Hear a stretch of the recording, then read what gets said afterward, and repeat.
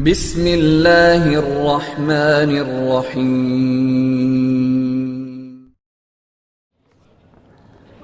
Gimana hukumnya memberi hutang kepada orang minjam tapi berkali-kali nggak pernah bayar? Apakah kita termasuk orang yang menzolimi dengan tidak mendidik orang tersebut menjadi mandiri? Karena sepertinya tak pernah mandiri dan tidak berniat untuk melunasi. Ayat yang paling panjang dalam Al-Quran, surat Al-Baqarah 282. Satu lembar. Bukan tentang puasa, bukan tentang sholat, bukan tentang baca Quran, bukan tentang zikir, tapi ayat yang paling panjang tentang bayar hutang. Sholatnya banyak, puasanya banyak, zikirnya banyak, baca Qurannya khatam, tapi kalau bayar utang tak dibayar, di akhirat kau akan cari dia. Oleh sebab itu ada orang mati syahid. Oh, mati syahid. Orang mati syahid gak merasakan sakratul maut. Orang mati syahid gak merasakan azab kubur. Orang mati syahid tidak merasakan hisab. Orang mati syahid langsung masuk surga. Ilat dain, kecuali hutang. Makanya kalau ada orang menagih hutang, itu dia bukan pelit. Dia sedang menyelamatkan saudaranya dari makan haram. Makanya datang ke rumah dia. Habis pengajian nih, langsung datang. Assalamualaikum, waalaikumsalam. Kau mau menagih ya? Aku bukan mau menagih, tapi menyelamatkanmu, anak cucumu, istrimu, tetanggamu dari makan haram. Ya ayyuhalladzina amanu, hai orang-orang yang beriman, hai orang yang percaya bahwa setelah mati dia akan hidup lagi menghadap Allah. Idza tadayantum bidainin, kalau kau menjalin transaksi hutang piutang, ila ajalim musamma, sampai ke batas waktu tertentu, faktubuh, tulis, saya pinjam kepada kamu 500.000, akan saya bayar pada bulan Mei. Tahunnya jelas. Banyak juga bulan Mei. Maybe yes, maybe no. Bulan berapa? Bulan Mei tahun 2020. Oke. Sekarang bulan Maret, April, 1 Mei 2020 datang tagih. Kapan kau bayar? Mohon maaf aku nggak bisa, istriku baru meninggal, anakku pun sakit. Itu jangan kau cerita panjang lebar, tak tahan air mataku mau menetes. Kalau dia dalam kesulitan, fanaziratun ila maisarah, tunggu sampai dia lapang. Maisarah artinya lapang. Tunggu sampai dia lapang. Setelah dia lapang, datang lagi bulan Juni. Kapan kau bayar? Aku belum bisa. Nampaknya lebih banyak ongkos minyak aku daripada uang yang kutagih. Yang paling bagus, wa anta saddaqu khairul lakum, kau sedekahkan itu lebih baik. Karena aku pun makin datang makin kumat darah tinggiku, kolesterolku pun makin naik. Jadi untuk yang 500.000 itu ku sedekahkan aja, ambil. Tapi yang menghafal ayat ini yang ngasih pinjaman, bukan yang minjam. Sekarang banyak salah hafal, yang minjam pula yang hafal. Begitu kita tagih, kapan kau bayar? Wa anta saddaqu khairul lakum, kau sedekahkan itu lebih baik. Itu ayat aku. Ayat kau 8282. Banyak sekarang orang salah hafal ayat. Jadi dalam Islam hutang piutang adalah ajaran tolong menolong, tertulis dalam Quran. Namanya fikih muamalah. Ada fikih ibadah, sholat, zakat, puasa. Ada fikih jihad, jihad fisabilillah. Ada namanya fikih muamalat. Hutang piutang, gadai menggadai, pinjam meminjam, murabahah, mudharabah, bagi hasil. Maka hutang piutang ini cara tolong menolong. Jangan sampai dihilangkan. Tapi kalau tidak mendidik, maka Islam bukan agama yang memanjakan orang. Ada anak yang kurang ajar kepada orang tuanya. Bagaimana caranya berbakti kepada orang tua yang telah wafat? Apakah anak ini masih dapat ampunan Allah Subhanahu wa taala? Datanglah seorang bapak mengadu kepada Umar bin Khattab. Assalamualaikum Khalifah Amirul Mukminin Umar bin Khattab. Waalaikumsalam. ini anak saya kurang ajar, tolong dihajar dulu. Kata Umar bin Khattab orangnya bijaksana, dia tidak mau main pukul, dia tanya dulu, kenapa kau kurang ajar pada bapakmu? Hai Umar bin Khattab, kata anaknya, ya, apakah seorang anak itu punya hak terhadap bapaknya? Ya. Apa hak anak? Mencarikan ibunya yang solihah, memberikan nama yang baik, memberikan makanan yang halal. Itu hak anak. Kata anaknya, ibuku tidak baik, makanku tidak halal, namaku pun tak baik. Apa kata Nabi kepada bapaknya? Apa kata Umar kepada bapaknya? Laqad aqaqtahu qabla an ya'aqqa alaik. Sebelum anakmu durhaka kepadamu, kau sudah durhaka duluan kepada anakmu. Jadi kalau begitu, ada anak durhaka, ada bapak ini jangan sampai anak bapak tahu. Nanti dia pulang, anak durhaka kok. Dia senyum, kau bapak durhaka. Ibunya tak baik, namanya tak baik, makannya tak baik. Kasih dia nama yang baik, kasih dia makan yang halal. Kadang-kadang kenapa otaknya tak lurus? Karena makannya tak halal. Dikasih dia makan riswah, makan sogok, makan haram. Kenapa kau kasih makan haram? Gimana lah Pak Ustadz, yang haramnya aja pun payah. Astagfirullah. Allah sediakan alam semesta begitu banyak yang halal, kenapa kau kasih dia makan haram? Jangan pernah kasih anak makan haram. Pesan kakek saya, datuk saya, kalau bahasa kampungnya grandfather. Cucuku 40 orang, yang satu ini jangan sekolah umum. Maksudnya saya tak dikasih sekolah umum, maka saya tak pernah sekolah umum. Sekolah ibtidaiyah, sanawiyah, aliyah, al-azhar, Maroko, Sudan, tak pernah sekolah umum. Cucuku yang ini jangan sekolah umum, jangan kasih makan haram, nanti otaknya gelap. Cucuku yang ini jangan kalian kasih makan haram, nanti otaknya gelap. Pesan itu disampaikan almarhumah mak saya ke saya. Kau pun nanti anak kau jangan kau kasih makan haram, nanti otaknya gelap. Kalau sudah otak gelap, tak bisa membedakan mana tiang, mana orang, sifatnya kembali kita. Nah, jangan sampai anak kita durhaka gara-gara kita bapak yang durhaka. Kalau anak sudah durhaka, meninggal orang tuanya, setelah itu dia bertobat, bagaimana cara minta ampunnya? Maka dia bersedekah. Mana dalilnya? Seorang sahabat datang menjumpai Nabi. Ummi matat. Ibu saya sudah meninggal. Afa atasaddaqu anha? Kalau saya bersedekah, apakah pahalanya sampai kepada almarhumah ibu saya? Kata Nabi, tasaddaq, bersedekahlah. Sedekahmu sampai. Maka wahai anak-anak durhaka yang sudah mati ibu dan bapakmu, maka datang kau habis pengajian ini langsung ke tempat anak yatim, panti jompo, sekolah-sekolah, pondok pesantren. Tanya Pak Kiai, Pak Kiai, apa yang kurang di pesantren ini? WC. Karena pesantren santrinya 1000, WC-nya 2. Bayangkan panjang antriannya. Berapa yang keluar dalam celana? Saya bangunkan WC, pahalanya mengalir untuk almarhumah, maka pagi, petang, siang, malam mengalir pahalanya. Sedekah. Ayu sedekatu afdal? Apa sedekah yang paling afdal? Sakyul ma, memberi air minum. Sedekah yang paling afdal, kasih air minum. Saya ceramah di Banjarmasin, di depan rumah seorang pejabat. Itu ada kulkas tapi nggak sampai beku, freezer. Setiap dipencet keluar air dingin. Gelasnya dikasih pakai rantai besi, takut dilarikan tukang ambil aluminium. Buat wakaf untuk almarhumah. Nah, itu bagus kan. Saya ceramah di Malaysia, di pintu masjid itu ada kotak box. Kalau kita ambil satu botol, keluar botol baru. Ambil satu botol, keluar botol baru.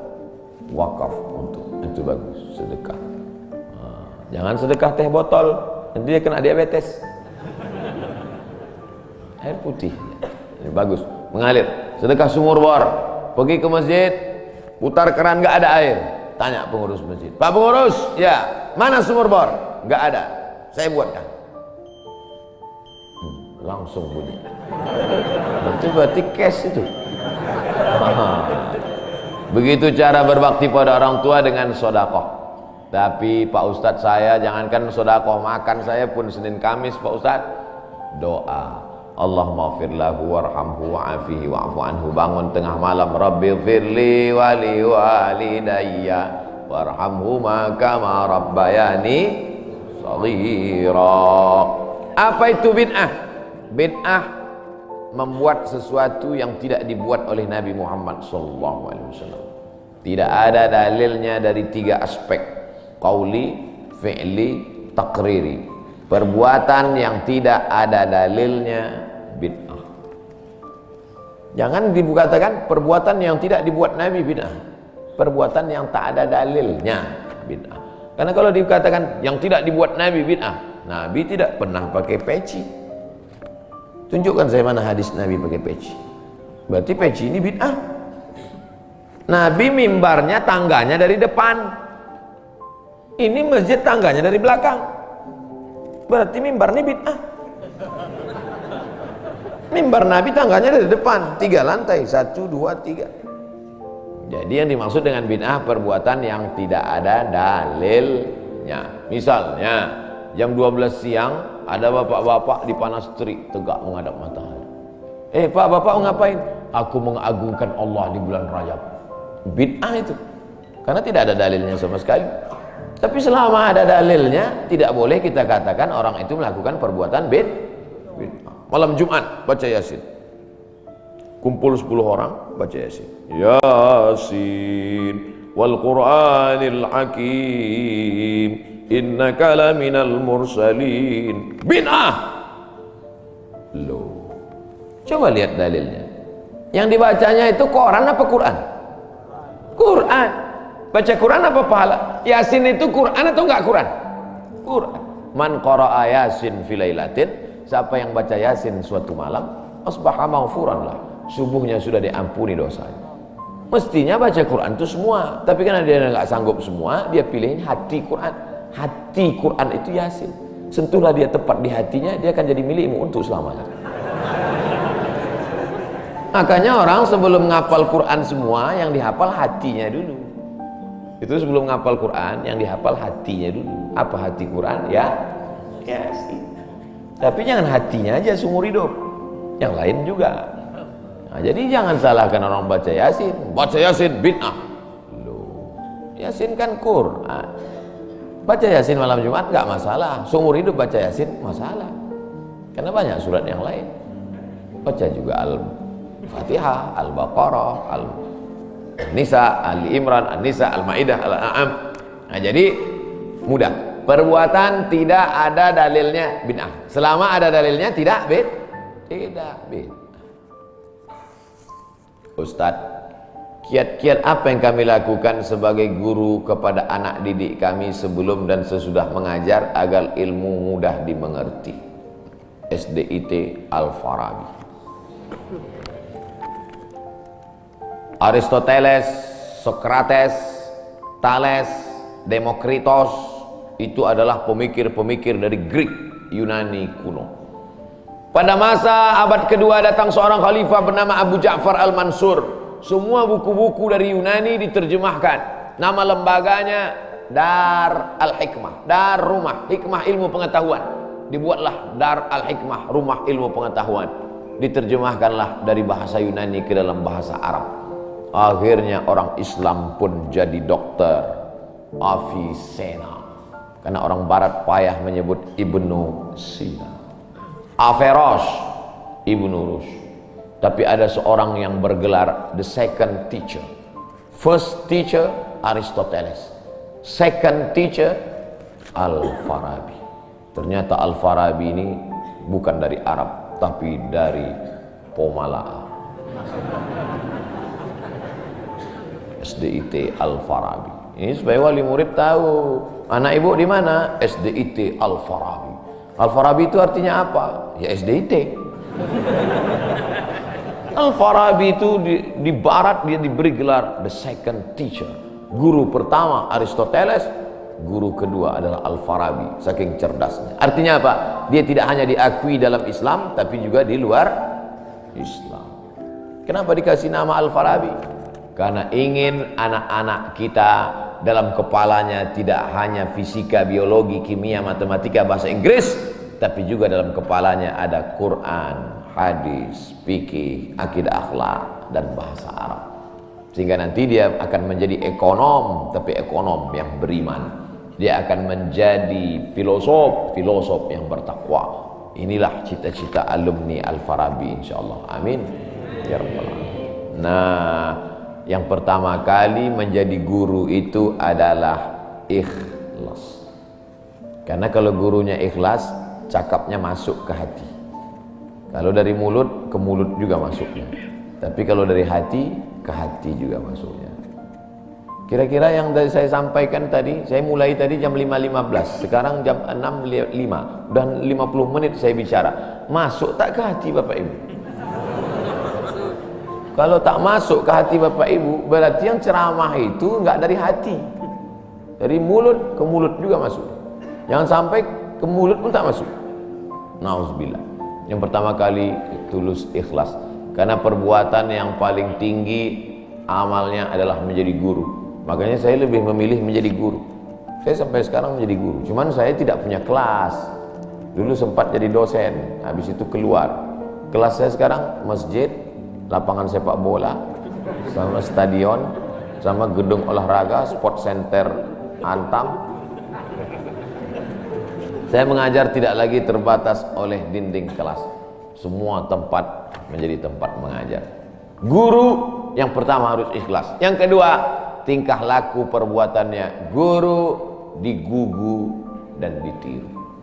Guru itu dari mulai cara minumnya aja diikut orang. Guru minumnya tangan kiri. Yang minum tangan kiri itu setan. Berarti kalau ada guru minum pakai tangan kiri, berarti guru setan. Hati-hati jadi guru. Oleh sebab itu maka guru ini luar biasa. Guru ini luar biasa Bapak Ibu. Perbuatan yang tidak putus setelah mati guru. PNS setelah mati putus. Yang kan mati, pensiun aja putus. Apalagi mati. Tapi guru. Saya dulu punya dosen. Kata dia, saya ini lulus hakim. Tapi kemudian saya tinggalkan hakim, saya pilih jadi guru. Kenapa gitu Pak dosen? Karena kalau saya jadi hakim, 1 tahun ada 10 perkara, 10 senang kepada saya, 10 benci. Yang menang senang, yang kalah benci. Tapi menjadi guru, tidak akan ada murid saya itu yang benci kepada saya. Betul. Guru SD saya, berapa kali kepala saya diantukkannya ke tiang. Asal pelajaran saya nggak dapat, diantuk. Begitu reuni, saya cium tangannya. Saya nggak sakit hati, ingat aja dikit. Datang saya belikan hadiah, saya cium tangannya, meleleh air mata saya. Betul, menjadi guru itu adalah nikmat. Maka saya pilih jadi guru. Guru nggak ada pensiunnya. Saya sampai mati saya tetap menjadi guru. Oleh sebab itu maka guru ini luar biasa. Guru pahlawan tanpa tanda jasa. Oleh sebab itu menjadi guru. Oh, tapi jangan gara-gara ini semua pegawai Antam keluar mau jadi guru. Memang ibu bukan guru, tapi ibu menjadi guru bagi anak-anak ibu. Bapak jadi guru bagi keluarga bapak. Itu kita sudah menjadi guru insya Allah. Emak saya perempuan yang biasa, dia bukan guru, dia bukan PNS, dia bukan kepala sekolah, tapi dia menjadi guru bagi kami anak-anak. Kalau kami pulang bawa main-mainan, dia tanya, mainan ini dapat dari mana? Dari jalan mak, antar ke tempat kau jumpa tadi, karena tak tahu itu punya siapa. Nanti di akhirat ini akan kau pikul menghadap Allah SWT. Sampai hari ini kalau ketemu barang-barang di jalan tidak berani bawa pulang, ingat pesan almarhumah emak itu. Mungkin cakap ustaz tidak masuk ke telinganya, tapi kata-kata ibu luar biasa. Ibu-ibu, bapak-bapak, nanti kalau mau sakratul maut, pesan paling jitu sampaikan pas mau mati.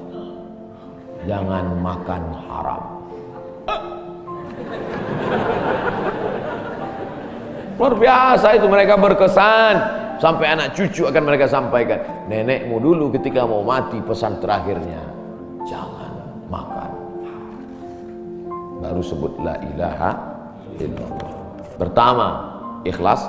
Yang kedua, perhatikan tindak tandukmu, kau dikuku dan ditiru. Yang ketiga, insya Allah bangkitkan semangat, karena setelah kau mati akan mengalir pahalanya. Abdul Somad kalau mati meninggal dunia, setiap bulan Rajab, bapak-bapak, ibu-ibu, anak-anak bapak, cucu bapak, ibu yang hadir-hadir nih, anakku yang kecil, setiap bulan Rajab mereka beramal. Abdul Somad sudah mati dimakan cacing tanah di Pulau Sumatera, di Riau, pahalanya tetap mengalir. Dari mana? Dari Pomala. Bismillahirrahmanirrahim. Assalamualaikum Ustaz. Waalaikumsalam. Apa tips cara meraih kesuksesan yang berkah di masa muda?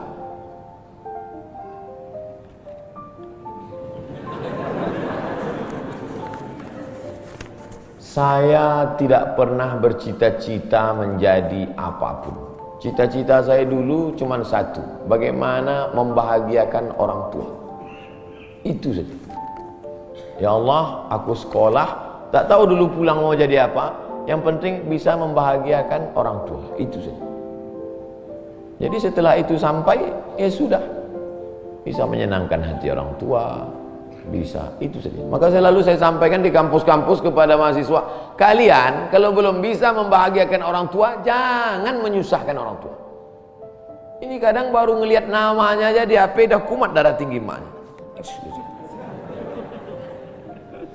Kalau belum bisa membahagiakan dia, jangan menyusahkan dia. Maka saya di Mesir 4 tahun tak pernah saya minta duit. Tiba-tiba udah sampai ke Mekah. Mak, aku udah di Mekah. Dari mana kau dapat ongkos? Ada tabunganku sikit-sikit. Pergi ke Mekah, kerja, pulang, bayar hutang. Jangan pernah menyusahkan orang tua. Oleh sebab itu cita-citanya yang pertama mencari ridha Allah. Ridha Allah fi ridhal walidain wa sukhutullah fi sukhutil walidain. Pulang saya ke kampung, saya mau beli tanah berapa meter, ternak lele, tanam cabai, daun ubi, malam mengajar ngaji. Cita-cita saya kecil aja. Tak ada cita-cita mau jadi ustadz viral disambut di airport, tak ada. Terus kata mak saya, masa kau S2 tinggal di kampung, pergilah ke kota. Akhirnya saya menghonor jadi dosen, siang jadi dosen, malam ceramah di masjid, direkam, diupload, khutbah diupload, like and share, akhirnya viral. Diusir beberapa kali, makin viral. Dibully, makin viral. Akhirnya yang membuli saya taubat sekarang. Ini orang makin dibully, makin viral. Udah kita diamin aja lah. Itu semua itu kerja kita atau kerja Allah? Kerja Allah. Kerjakan kerja kita, urusan Allah, biar Allah yang urus. Kita hidup ini sama macam bawa pancing. Kita tugas kita ambil bambu, pasang kail, cari cacing, letakkan. Masalah ikannya datang tak datang itu urusan Allah. Ini kadang banyak orang ngurus urusan Allah yang dia urus. Urusan Allah yang kau urus. Kata Allah, yang mendatangkan ikan ini urusan aku. 10 pancing pasang, itu urusan kita. Tarik pancing 1, cacingnya hilang. Cari pancing 1, kailnya hilang. Cari pancing 1, talinya hilang. Yang ke-10, bambunya hilang. Marahkah kita? Tidak. Karena urusan kita sudah selesai. Serahkan urusan Allah. Pulang ke rumah, rupanya Allah mau kasih kita bukan ikan mentah, tapi ikan masak. Banyak orang terlalu berpikir hidup ini kau buat saja urusanmu, urusan Allah. Urusanmu berangkat dari rumah kerja, masalah hasilnya urusan Allah. Berapa banyak orang bekerja tapi tak dapat apa-apa. Betul? Kalau sudah rezeki tak kemana. Tapi jangan gara-gara ini lalu bapak enggak kerja. Dibangunkan ibu besok pagi, bang, abang enggak kerja, masuk kantor. Urusan Allah. Kalau ada suami ibu seperti itu, ibu jangan marah, biarkan aja. Nanti jam 12 dia bangun, dia lapar, dia tengok, mana makanan? Ibu jawab, urusan Allah. Harus ada usaha dan ikhtiar. Pertama, niat cari ridha Allah. Kedua, senangkan orang tua. Ketiga, berusaha. Setelah itu, tawakal Allah. Hidup jangan susah. Hidup sudah susah, jangan bikin susah. Hidup sudah pahit, jangan minum kopi pahit. Apa hukumnya suami menyembunyikan uang dari istri?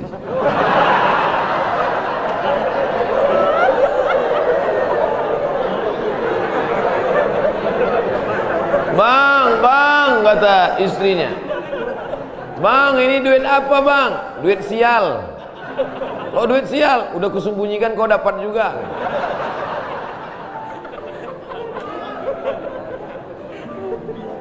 Bapak menikah sama ibu, ibu menikah sama bapak. Apakah hartanya jadi satu atau harta masing-masing?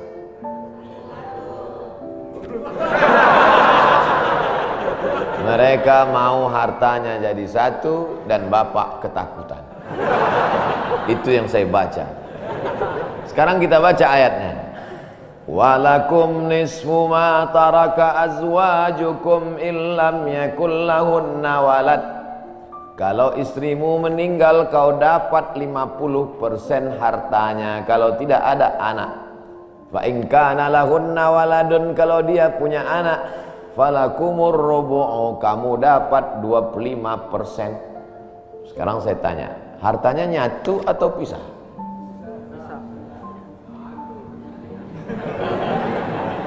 Memang kalau belum sarapan susah nangkap.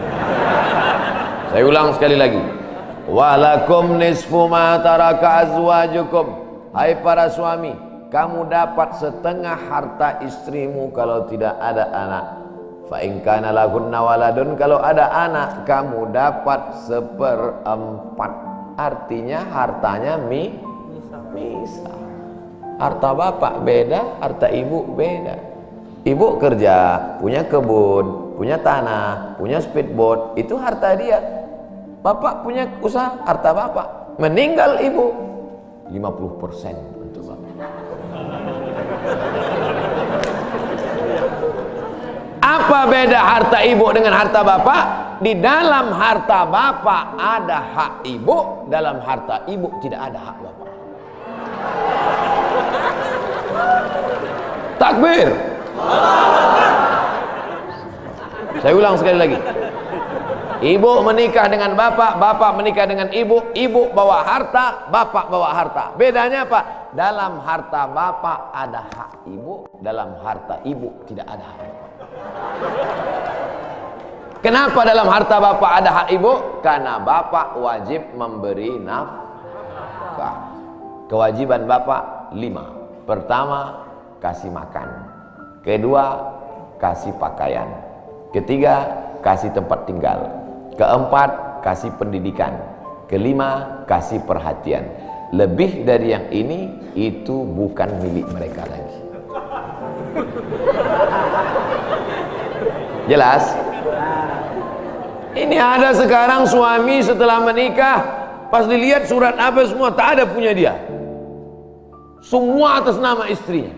Ini orang kalau meninggal ini tidak kena azab kubur, karena di dunia sudah terlalu azab dengan istrinya.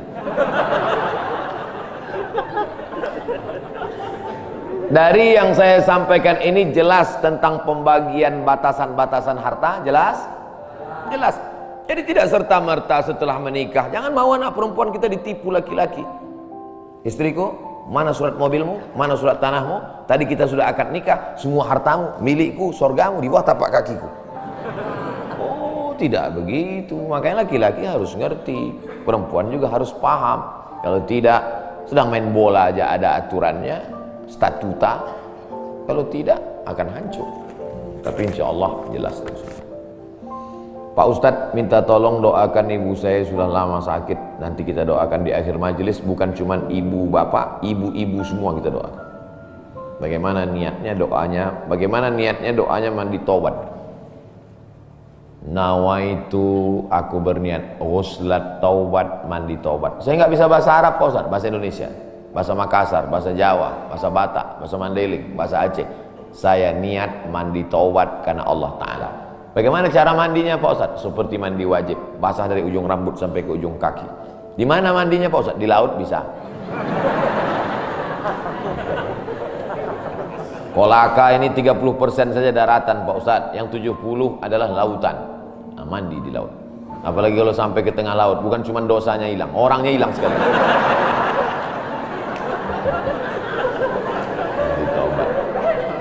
Setelah mandi taubat, salat sunat taubat, usolli sunnatat taubat raka'ataini lillahi ta'ala. Ayatnya bebas.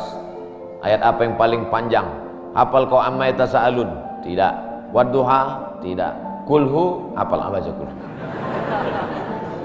Di sujud terakhir banyak berdoa. Berapa kali salat sunat taubat sehari? Sebanyak-banyaknya. Kami dulu dipesankan guru kami, pagi salat sunat taubat, siang salat sunat taubat, petang salat sunat taubat, sebanyak-banyaknya salat sunat taubat, salat sunat taubat, salat sunat taubat, salat sunat taubat. Usolli sunnatat taubat raka'ataini lillahi ta'ala. Ma min muslimin yuznibu dzamban, ada orang yang silap salah berbuat dosa, summa yatatahhar, bersuci, berwudu, mandi taubat, summa yusolli raka'ataini, salat sunat 2 rakaat, summa yastaghfirullah, minta ampun kepada Allah, illa ghafarallahu lah, Allah mengampunkan dosa-dosanya. Bulan Rajab banyak-banyak taubat, bulan Sya'ban tingkatkan ke taubat, masuk ke dalam bulan Ramadan insyaallah mendapatkan Lailatul Qadri khairum min alfi syahr. Semoga Ustaz senantiasa diberikan Allah kesehatan, amin. Saya dari Medan. Ada juga orang kampung saya di sini. Bagaimana cara bakti seorang anak, cara membahagiakan orang tua berjarak jauh dengan kita, sedangkan bertemu dekat bersama orang tua mungkin hanya 1 tahun sekali, Idul Fitri saja, karena harus bekerja di PT Antam Tbk Sulawesi Tenggara. Ada sesuatu yang tak bisa kita bayar dengan uang, tak bisa dibayar dengan uang. Yang bisa merasakan ini orang yang orang tuanya sudah meninggal, yang masih hidup tak bisa. Lam ya'rif man lam yadhuq, yang tak pernah merasakannya tak bisa menceritakannya, karena tak bisa dirasakan. Setelah orang tua itu tak ada, barulah kita rasa dunia ini hampa, tak ada guna. Duit itu tak ada gunanya, mobil itu tak ada gunanya, rumah itu tak ada gunanya, apapun tak ada gunanya. Waktu dapat saya gelar doktor dari Sudan, pulang saya ke rumah, tak ada guna, tak bisa lagi diceritakan. Dulu apapun yang dapat diceritakan, mak, aku kuat. Memang begitu kondisi ekonomi kita sekarang. Allah tidak marah, tapi kalau kau mampu, kirimlah. Siapa orang yang kira-kira bisa digaji, dibayar untuk memasakkan dia di rumah? Berkirimlah. Karena sampai masanya nanti duit yang banyak itu tidak ada gunanya. Sebanyak apapun kau simpan, tak ada rasanya lagi, hampa, tak ada gunanya. Maka mumpung dia masih ada, Idul Fitri paksa-paksakanlah pulang. Mahal tiket pesawat, tabunglah, teleponlah. Masih ada dia menyambut teleponmu, berikan HP yang kira-kira lama dia pakai, tinggalkan, mak, ini chargernya, ini handphonenya, ini baterainya, persiapan kalau rusak pasangkan di sini. Nanti kalau aku telepon, sampai masanya nanti handphonenya berbunyi tapi tak ada yang angkat. Selagi dia masih ada, senangkanlah hatinya, kirimkanlah kain. Kain itu tidak akan dia pakai, tapi insya Allah menyenangkan hati dia. Ketika hatinya lapang, lapang rezeki. Ketika hatinya senang, senang hidup.